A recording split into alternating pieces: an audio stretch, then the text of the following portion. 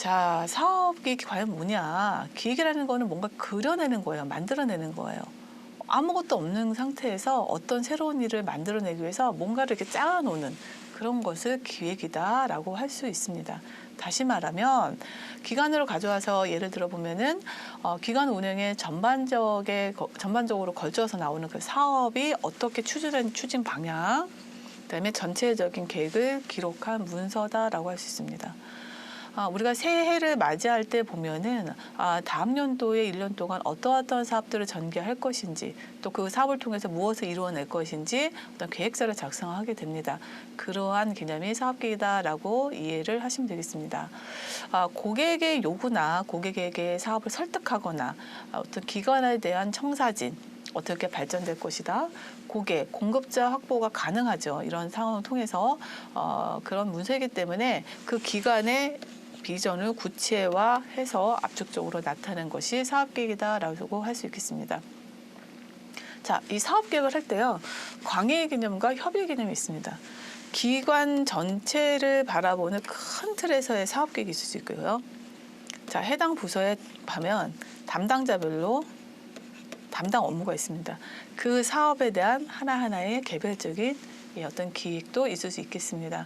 자, 여기에서의 사업계획 개념을 설명할 때는 큰 포괄적 개념으로 설명을 했기 때문에 본인이 가서 하게 되는 경우가 조금 다를 수는 있겠지만 이 스콥의 차이이지 큰 틀은 동일하다라고 이해를 하시면 되겠습니다.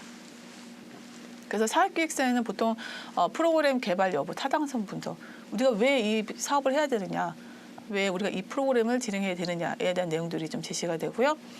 프로그램 개발하기 위한 어떤 팀이 필요한 경우, 혼자 하지 않고 여러 가지 자문위원회에서 진행되는 경우, 이제 그거에 대한 구성, 자문위원회 이런 부분도 내용이 들어가고, 개발을 어떻게 해 나갈 건지 그 전략을 수립하는 부분, 사업계획을 만들어가는 전체 일정 등 이런 것들을 내용으로 담고 있다라고 할 수 있겠습니다. 자, 사업계획. 아까 그 협의와 강의가 있는데요. 여러분들 이야기 큰 개념에 있어서는 사업계획이 맞지만 이제 하나의 단위 사업으로 들어가면 아마 프로그램으로라는 이해를 하시는 것이 더 편할 수 있어서 제가 이제 가로를 쳐놓고 이제 프로그램이라는 용어를 넣어놨습니다. 사업을 기획하는 목적은 뭐냐? 문제 해결을 위해서 생각을 정리하는 거다. 백지 상태에서 내가 어떤 문제가 있기 때문에 사업을 전개하겠다라는 거는 실행 부분에서 실행력을 많이 떨어뜨립니다. 그래서 그것을 체계적으로 갈 수 있도록 목록화시켜서 정리해 놓은 것이다. 사업 계획하기 위한 전 과정을 체계적으로 조망 가능하게 한다. 그렇죠? 예산 부분, 목적, 필요성에 대한 걸 쭉 적어놓으면 이 사업이 이런 이슈가 있어서 진행이 됐고 절차는 이렇게 돼서 가고 결국 최종적으로 해야 되는 거는 이런 결과점에 도달할 수 있구나. 큰 그림. 천사진을 그릴 수 있다라는 특징이 있지요. 상대방이 납득할 만한 내용으로 상대방 입장에서 작성을 해야 된다. 사업 계획이 오케이가 되면, 승인이 되면 뭐가 되는 거죠? 예산이 수반이 되죠.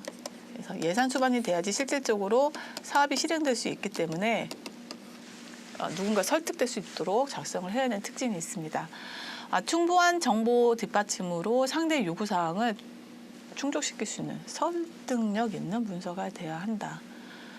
내가 전문가예요. 그래서 너무 어려운 용어를 많이 쓰면 상대방 설득하기 어렵습니다. 그다음에 내가 이쪽에 대해서 좀 나름 경험이 있어요. 그렇기 때문에 안 되는 요소들만 쫙 얘기를 합니다. 안 됩니다. 이거는 나를 설득하기 위한 문서가 아니라 기획서라는 것 자체는 상대방, 이 기획서를 보는 사람들을 설득시켜야 되기 때문에 포커스를 어디다 두고 작성을 해야 될지를 고민해 볼 필요가 있다라고 할 수 있겠습니다. 자, 사업 계획을 만들어 나가는 절차를 한번 보도록 하겠습니다. 보통 프로그램을 개발을 할 때 우리가 에디 모형을 많이 써서 얘기를 하는데요. 큰 틀에서는 그와 같은 내용들을 가지고 전개를 해 나가면 됩니다. 첫 번째, 요구 분석. 인적 학습자라든지 기관이라든지 교수자들은 어떤 요구사항을 하고 있는지. 그다음에 환경적인 요소. 우리가 있는 이 지자체는 이러이러한 문제를 해결해야 돼. 지금 트렌드가 자치분권이야. 그럼 자치분권을 하기 위해서 어떤 요소들을 고민해 봐야 될까라는 고민들이 나오겠죠. 이런 다양한 여러 가지 요소들. 재정적인 것도 이 사업을 하기 위해서는 어느 정도가 필요한데 우리 재단에서는 이 정도밖에 안 되니까 나머지 부분은 어떻게 후원을 받을 것인지 기타 등등 이 사업이 전개될 수 있는 전반적인 것을 분석하는 단계다라고 할 수 있겠습니다. 자.